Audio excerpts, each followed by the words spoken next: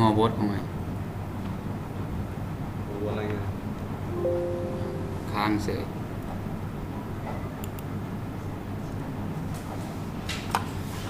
ฮอบทรายงานก็เป็นภาคในวิชา Adobe Reader หัวข้อเว็บไซต์ก็เป็นเว็บไซต์พัฒนาชนบทของเมืองยมราชนะสีนำโดยอาจารย์ลมเย็นพวงมาลัยก็ตัวนี้ก็เป็นผู้สร้างนะผู้สร้างก็มี2 คนในกลุ่มนะก็คำสมัยสุดเฝ้าแล้วก็เท่าโกบุญวิชัยนะอันนี้ก็หน้าที่1นะครับคำว่าพวกหน้าที่2ในส่วนนี้ก็เป็นเพราะเป็นมาของเว็บไซต์เฮาแล้วก็เป้าหมายของเว็บไซต์แล้วเว็บไซต์เฮาเนี่ยสร้างขึ้นเพื่อเนี่ยใส่การพัฒนา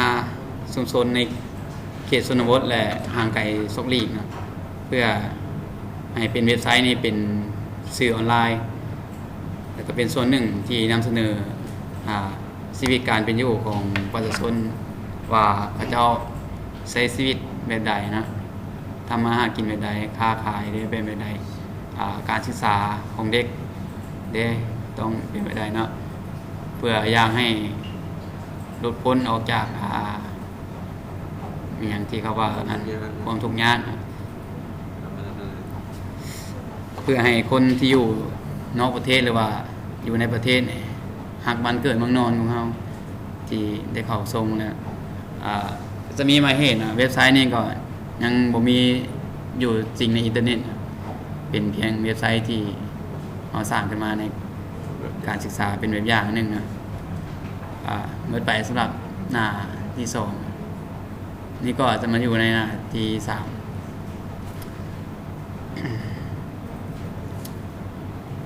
สำหรับหน้าที่3ก็เป็นตำแหน่ง2ก็คือเป็นสภาพรวมของเว็บไซต์ของเราสภาพรวมกับนี่คือภาพรวมๆในหน้าทำอีกของเว็บไซต์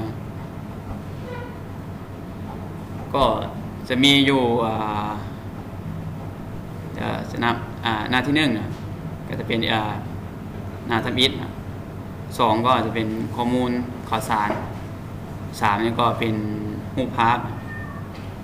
4นี่ก็เป็นวิดีโอ5ก็การดำรงชีวิต6ก็เกี่ยวกับเว็บไซต์ส่วน7ก็เป็นความรู้ตัว8เป็นแนวทางการวางแผน9ก็เป็นการศึกษาของเด็ก10ก็เป็นสภาพรวมทางเศรษฐกิจ11เป็นการปลูกฝังเลี้ยงสัตว์12ก็จะเป็นสถานที่ท่องเที่ยวอันนี้คือหน้าต่างรวมๆของเว็บไซต์ของเราจะมี12เทมนะเป็นหน้าหลักๆแต่จริงก็มีหลายกว่านั้นนะแต่นี่เอาแต่หน้าหลักๆของมันในหน้าต่างทำอิฐเลยมันไปสำหรับก็ได้เข้ามาอยู่ในจะมาอธิบายแต่ละแท็บที่เราสร้างขึ้นมาแล้วหน้าทำอิฐนี่ก็เป็นการนำเสนอนะเกี่ยวกับจุดเด่นของข่าวสารใหม่ๆหรือว่าสภาพรวมของเว็บไซต์ของเราว่าในแต่ละอาทิตย์นั้นเรามีข่าวอย่างมาอัปเดตหรือว่ามีข้อมูลอย่างมาอัปเดตก็จะอยู่ในหน้าที่1สำหรับข้อมูลข่าวสารก็จะเป็นข่าวสารที่ความเคลื่อนไหวของเกี่ยวกับการพัฒนาชนบทในนอกหรือว่าทางในนะคือในประเทศแล้วก็นอกประเทศว่ามีข่าวๆอย่างหรือว่ามีกิจกรรมต่างๆก็จะอยู่ในหน้าข่าวสารสำหรับตัวที่3ก็คือรูปภาพ สำหรับรูปภาพแม่นนำเสนอเกี่ยวกับสภาพรวมของรูปภาพของในชนบทเลยอยู่นอกแล้วก็อยู่ในก็จะมีอยู่ในหน้าของรูปภาพรวมๆนะสำหรับวิดีโอก็นำเสนอเกี่ยวกับวิดีโอวิถีชีวิตของชาวบ้านในเขตชนบทหรือว่ากิจกรรมต่างๆนะที่มีกิจกรรมหรือว่าการเคลื่อนไหวในเขตนอกนั้นสำหรับข้อที่5แถบที่5นะครับคือการดำรงชีวิตนำเสนอเกี่ยวกับการดำรงชีวิตนะการประกอบชีวิตหรือว่ามีของประเพณีการพัฒนาของชน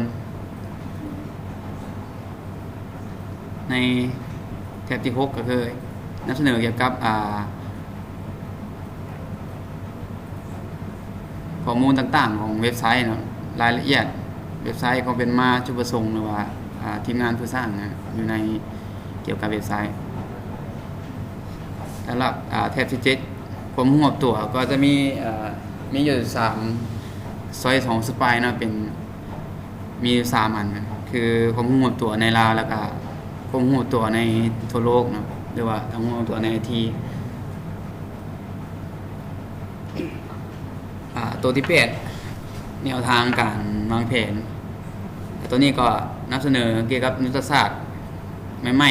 ๆทางด้านเศรษฐกิจแล้วก็การพัฒนานะว่าจะมีอย่างเกิดขึ้น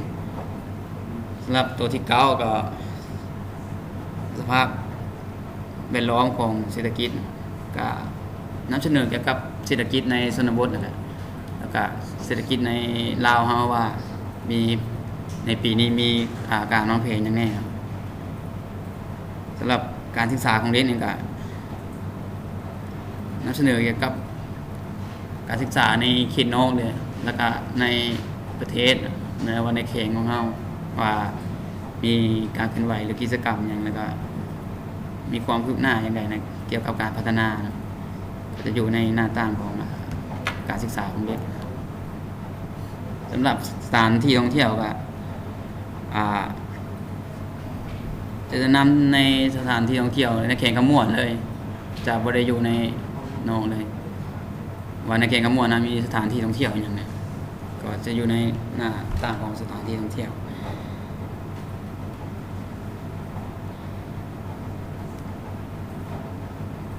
ก็เบิดนะสำหรับแต่ละแถบ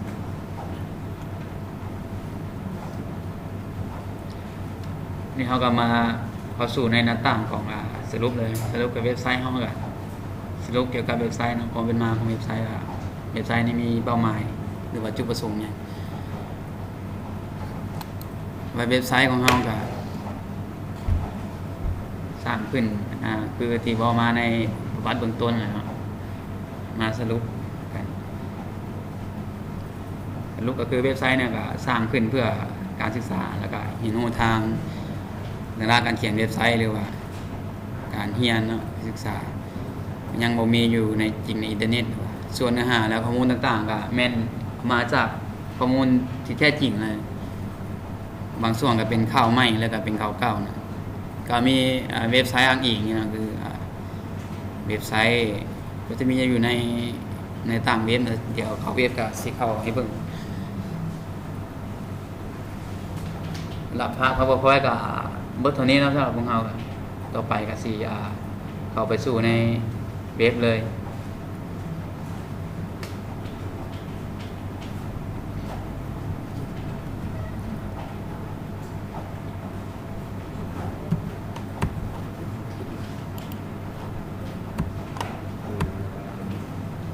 โอเค